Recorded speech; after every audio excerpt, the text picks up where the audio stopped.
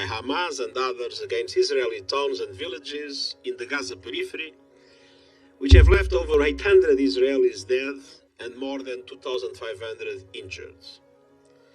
Sadly, these numbers are expected to rise as the attacks are ongoing and many remain unaccounted for. In addition, over 100, possibly more, Israelis, civilians and military have been reported captured by armed groups, including women, children and the elderly. Some are being held hostage inside Israel, and many others have been taken inside the Gaza Strip. Meanwhile, Hamas and Palestinian Islamic Jihad have launched thousands of indiscriminate rockets that have reached central Israel, including Tel Aviv and Jerusalem.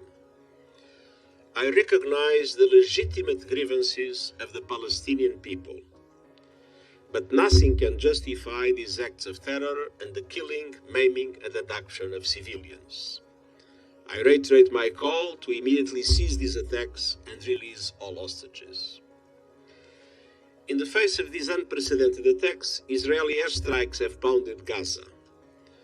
I'm deeply alarmed by reports of over 500 Palestinians, including women and children, killed in Gaza and over 3,000 injured. Unfortunately, these numbers are rising by the minute as Israeli operations continue.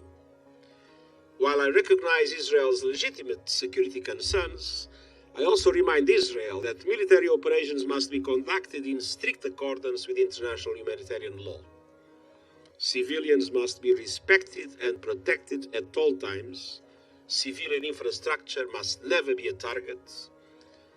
And we already have reports of Israeli missiles striking health facilities inside Gaza, as well as multi-storied residential towers and a mosque. Two UNRWA schools sheltering displaced families in Gaza were also hit. Some 137,000 people are currently sheltering in UNRWA facilities, with the number increasing as heavy shelling and airstrikes continue.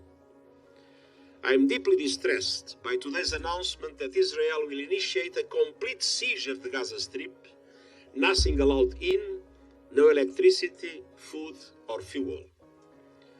The humanitarian situation in Gaza was extremely dire before these hostilities.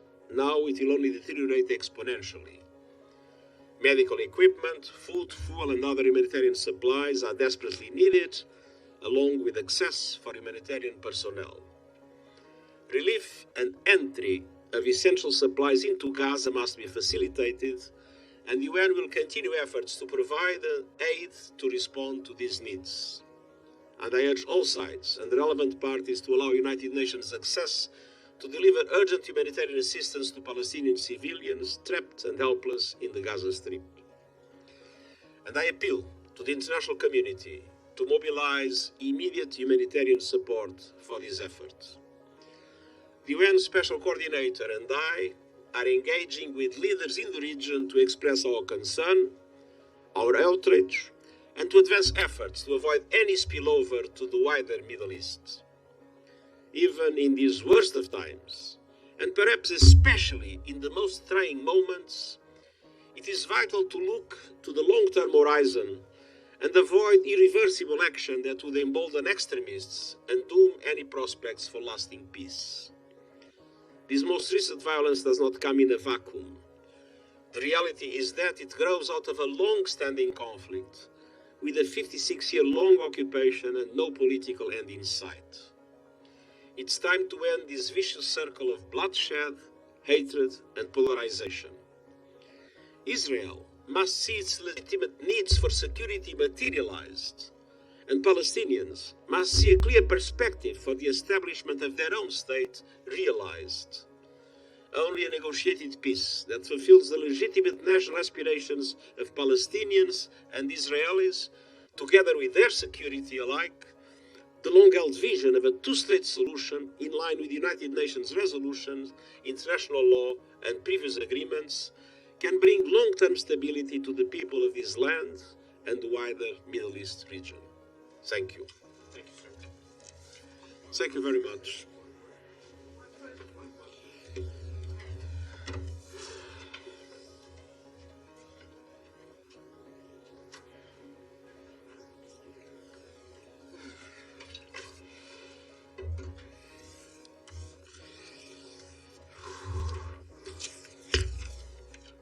Sorry? Not sure what you're saying, but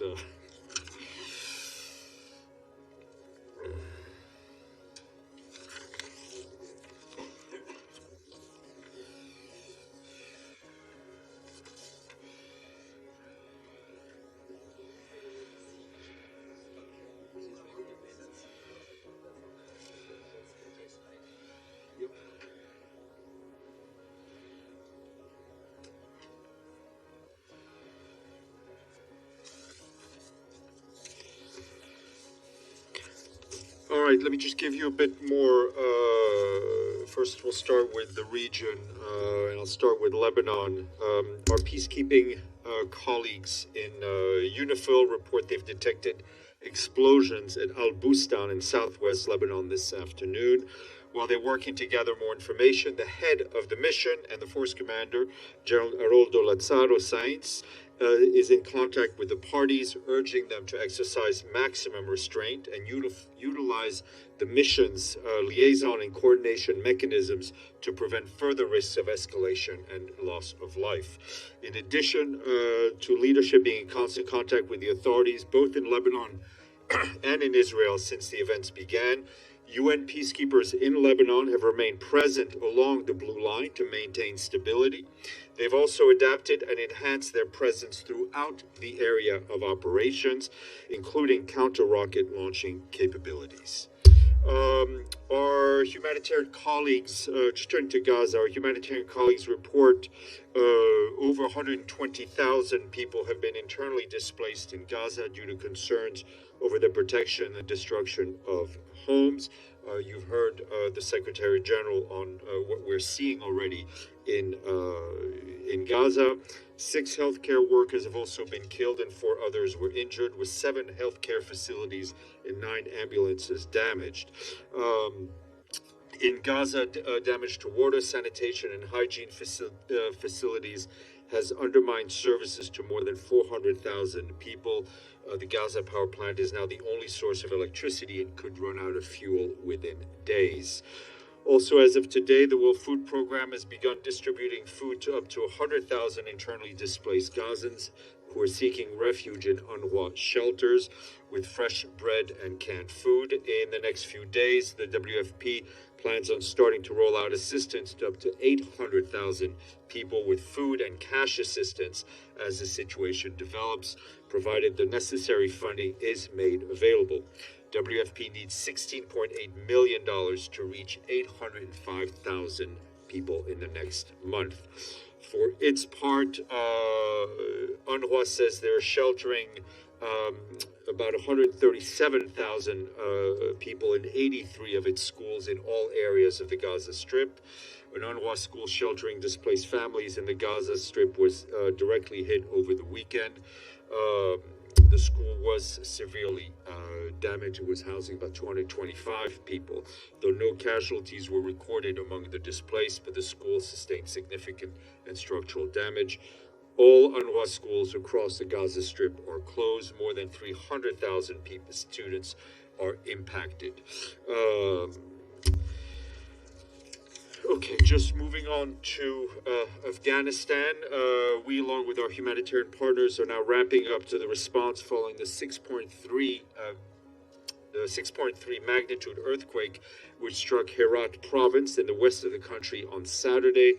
Our humanitarian colleagues note that the epicenter of the earthquake was in Zindanjan district, where reports indicate that 100% of the homes have been destroyed. According to community-level assessments, nearly 1,300 people have died and 1,700 were injured in Zindanjan province. In total, an estimated more than 12,000 men, women, and children have been impacted across the 5 districts in Herat province. Several hundred households have been also displaced to Herat city. The figure is likely to rise in the coming days as search and rescue efforts and assessments continue. We've deployed assessment teams and we are providing emergency shelter supplies, blankets, warm clothes, food, hygiene kits, water buckets, chlorine, and dignity kits to those who need it. Our partners have also deployed health teams and are providing trauma and emergency surgery kits The humanitarian coordinator for Afghanistan, Danielle Andres, has approved an emergency reserve allocation from the Afghan Humanitarian Fund of $5 million to support the immediate relief efforts in the earthquake-impacted areas. This morning, the Security Council heard from Rosemary DiCarlo, the Undersecretary-General for Political and Peace-Building Affairs. She noted that in recent weeks, civilians and civilian infrastructure across Ukraine have remained under nearly constant fire. Ms. DiCarlo also said the immediate impact of such attacks is just as clear as the fact that international humanitarian law obligates parties to armed conflict to protect non-combatants. She stressed that we will not waver in calling for accountability for anyone responsible for harming civilians during hostilities. Also briefing was Joyce Misuya, the number 2 at the Department of Humanitarian Affairs. She said since the attack on Hosa, the UN and humanitarian organizations have been on the scene alongside local Ukrainian authorities to ensure that people receive some support in face of these atrocious attacks. Ms. Masuya warned that winter is yet again upon the people of Ukraine, adding that it is disturbing to see that attacks on Ukraine's energy infrastructure have already been reported over the past weeks. Both remarks have been shared with you. Turning to the Democratic Republic of the Congo, our peacekeeping colleagues there are telling us that they are reinforcing their presence in Kinshasa in North Kivu province to protect civilians caught in clashes between the M23 and members of other armed groups. Over the weekend, fresh fighting between these groups forced tens of thousands of people to flee their homes. Approximately 2,000 people have sought refuge within the UN's missions base at Kinshasa, and 18,000 men, women, and children have taken shelter just outside the base. For its part, the Office of the Coordination of Humanitarian Affairs says that since the 1st of October, clashes in Masisi territory, North Kivu, have displaced nearly 85,000 people. This brings the total number of displaced in the province to more than 2 million. These newly uprooted people have sought refuge in safer locations, including in other parts of Masisi territory and in Rutshuru. They've settled with host families or sheltering at collective centers. Most of them are living in very precarious conditions, as one can only imagine. As a result of the clashes, road traffic is restricted between Goma and Kinshasa. Many of our humanitarian partners have suspended their movements to Kinshasa and the surrounding area as a result of the fighting. Turning to Somalia, the humanitarian coordinator there tells us that about 100,000 people have been impacted by last week's heavy rains and flash floods in the southern district of Baidoa. Shelters for more than 86,000 internally displaced people in 136 settlements were submerged, with most of them still flooded as we speak. In addition to shelter support, people impacted by the floods need food, water, and medical care. Our humanitarian colleagues tell us that El Nino is expected to bring more rains and more flooding to Somalia through December, with at least 1.2 million people in riverine areas likely to be impacted by those heavy rains and flooding. We, along with our humanitarian partners, have worked with the government to develop emergency preparedness and response plans, and the Somalia Fund has allocated $15 million for early action on flooding. But additional resources are urgently needed. This year's humanitarian appeal for Somalia is just 37% funded. And turning to Ethiopia, World Food Program says it has begun rolling out food distribution to nearly 900,000 refugees in Ethiopia following a full revamp of safeguards and controls at its refugee operations. Families living in refugee camps across 5 regions, including new arrivals who fled from Sudan, are receiving food parcels for the first time since WFP paused food distribution in June of this year following reports of large-scale diversions of humanitarian supplies. WFP said around 35,000 people who fled from Sudan to Ethiopia in the last 6 months urgently require food assistance, while Ethiopia also hosts a further 850,000 refugees, mostly from Somalia, South Sudan, and Eritrea. The resumption of food distribution for refugees follows major reforms in all camps across the country. Just a quick update from Armenia. Over the weekend, the UN Refugee Agency with other UN agencies and non-governmental organization partners have appealed for over $97 million to provide urgent humanitarian aid and protection to refugees and those generously hosting them in Armenia in support of the government-led response. The Armenia Emergency Refugee Response Plan was launched over the weekend. It covers relief efforts in a 6-month period until the end of March 2024. The joint plan aims to support 231,000 people, including 136,000 refugees and 95,000 members of local host communities. The plan takes into account the upcoming harsh winter months when critical support will be required. And yesterday, UNHCR said another 2 trucks with humanitarian aid arrived in Armenia, carrying essential items such as blankets, foldable beds, mattresses, hygiene items, solar lamps, and kitchen sets. We're almost there.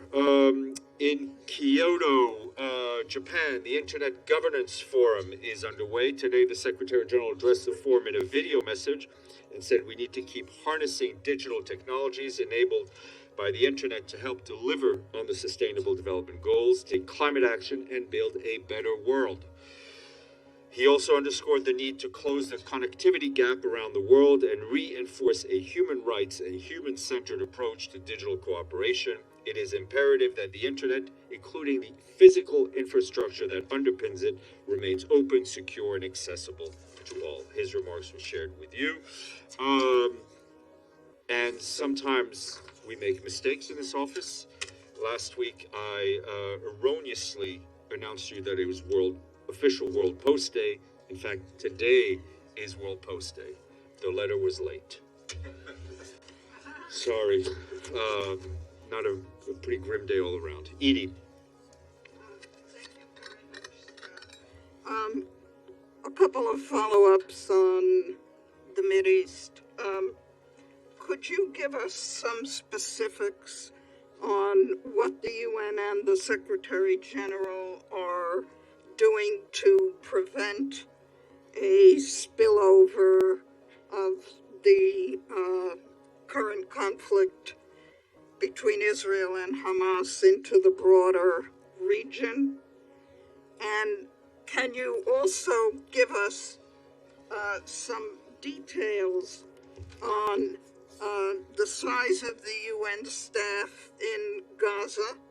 I assume that they can't leave. Sure. And let's stop there for now because otherwise I'll forget everything you've asked me.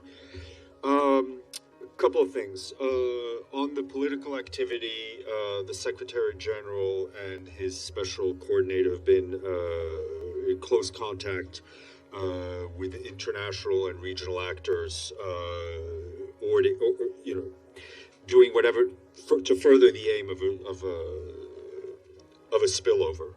And I think the Secretary-General mentioned that in his remarks. Just to give you some details, the Secretary-General has spoken to President Herzog. He expects to speak to Prime Minister Netanyahu. Also expects to speak to President Abbas today.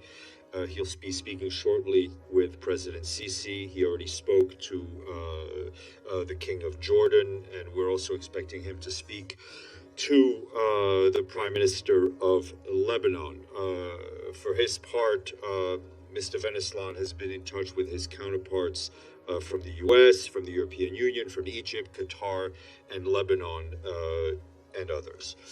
In terms of staff members, we have 13,000 colleagues, UNRWA colleagues, in Gaza, national and international. The vast majority are national in Gaza. UNRWA has another about 4,000 staff members in the occupied West Bank. So those are plus we have, I'd say in terms of internationals, probably about around 300 in Gaza. They are not able to, they're obviously not able to leave. They are focused on trying to do whatever they can to help the population within their mandate. And two quick follow-ups on that. With all of the aerial bombardments going on at the moment, are they able to deliver any kind of assistance to, you're talking about trying to get 800,000 people given assistance. How are you going to be able to do that? And who will represent the UN or be on the sidelines at the Arab League foreign ministers meeting in Cairo on Wednesday? On your last question, I don't know. I will find out if we will have if we have a presence there. On the 8th, I think, as I just read out, WFP is already starting to roll out food distribution. UNRWA is doing whatever it can to feeding people that are in their sheltering in their schools. Ibtisam. Thank you, Steph. Just a quick follow-up on the last point. I thought the Israelis announced a total siege so that no one can get in and out. Yeah, that's what I said. Yeah, I know. Yeah, sorry. But when you say the UNRWA is starting to, or will start, It's stuff that's pre-positioned. We have supplies that are pre-positioned. Those supplies are not endless, right? So at some point in the not too distant future, we will run out of supplies unless more supplies can come in. And my question is, for when hearing the Secretary-General today, I think for a lot of Palestinians, they would say that they have the feeling that there is a double standard, the way also the UN is dealing with the Palestinian issue compared to, for example, Ukraine. And if I look at his speech, he's talking, when it comes to killed Palestinian civilians, he's talking about being alarmed. But when it comes to killed Palestinian Israeli civilians, he's condemning that. So how do you explain that? I think the Secretary-General and all of us are heartbroken at the loss of any civilian life. I mean, and you can do an analysis of the terminology that has been used over the years. The loss of civilian life is exactly that, and is to be deplored. Yeah, but I mean, sorry, I have to push back. But you are not using the same words to describe the loss of civilian life, and that's a fact. That's I'm not arguing. I'm just, we say what we say. As I said, we leave it to you to analyze.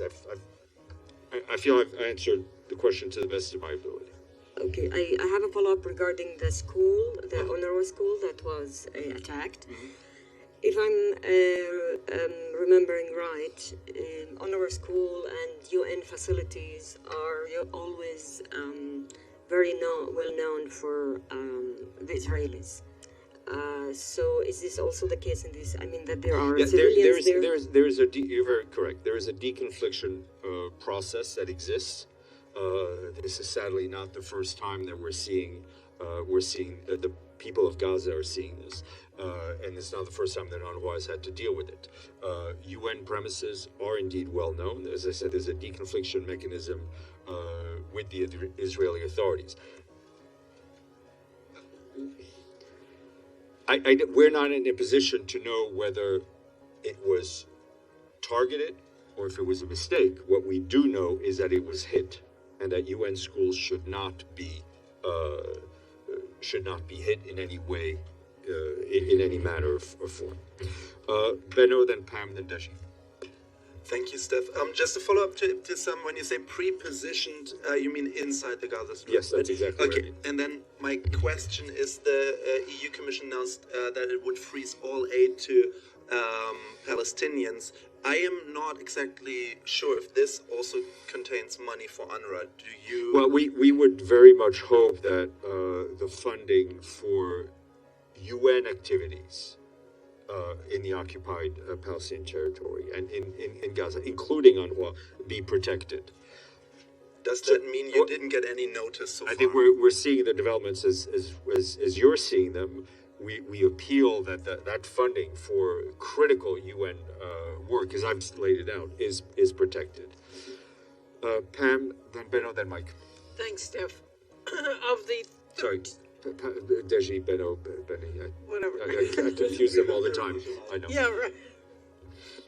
The 13,000 UNRWA staff, Yeah. right? Isn't that what you just said? Yes, ma'am. In Gaza. Indeed. And have they been asked to leave? I mean, is there... I mean, the vast safety? majority are Palestinians who Palestinians. live in Gaza. It's their home as well as their workplace. Right. No one can leave. Is there any way to... I mean, are you doing anything to Well, we're protect... trying to do whatever we can to keep our people safe, and our people also doing whatever they can to help the people they are mandated to help. All right, and in terms of travel to the Middle East, needless to say, this is not the moment, but this Secretary-General and previous, you were on the one that I was on with Ban Ki-moon to Khan Yunis. Is there any interest in getting to the region? As I have nothing to share with you on that at this moment. Okay. Deji and then Mike. Couple questions. First, just now the Secretary General mentioned the Hamas attack is a act of terror, so this is a terrorist attack. Is that Those correct? are the words he used, yes. Okay, so the Prime Minister of Israel, Mr. Netanyahu, said it's a war now. Does the UN think this is now a war? I think what we are extremely concerned about is a level of tension that we've not seen before, a level of violence that we have not seen before, and a risk of spillover that we have not seen before in the recent past. Does the Secretary General think that he's talked to